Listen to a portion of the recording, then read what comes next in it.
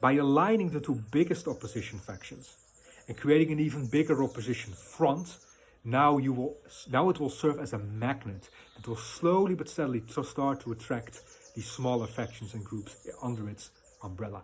And that's what you want to elicit. You want to create not just multiple opposition factions, you want to create an opposition front from which to act, from which to unify the country. Rallying is not enough.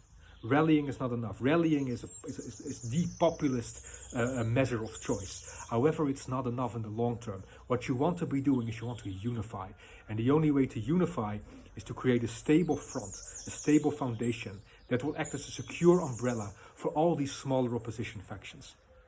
And that's exactly what the United States and Israel should be doing on an intelligence level, and hopefully have already started doing many months before they started initiating these military campaigns against Iran. I've previously told on this channel my greatest criticism regarding Israel in last year's the war it waged against Iran last year was that they didn't organize and rallied the opposition factions in an earlier stage, right? It seemed that they were adapting more as their campaign went along, right? They were able to strike the Iranian leadership and internal security apparatus with such clinical precision and efficiency that it almost was like a light bulb moment. Thought, oh, wait a minute, this works splendidly well. Hey, maybe we should make some work of this. Maybe we should try to rally some of these opposition parties. However, at that particular moment in time, it was too late because these opposition factions were not prepared, they were not well structured, they were not organized to form a stable, united front against the Iranian Revolutionary Guard.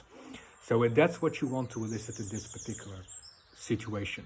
You want to unify the largest opposition factions, and then you want to back them up, specifically back them up with local militias. Now, recently, there's been rumors that Kurdish militias within Iran are organizing and are ready to join the fight, that they are ready to take on the internal security apparatus of Iran on the ground.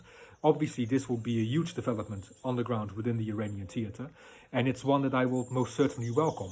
However, they can only be efficient if they are backed up by a large, stable opposition front. Otherwise, there will just be another faction wreaking havoc, and it might even allow some elements of Iranian society who are currently on the fence to move back towards the regime out of a sense of security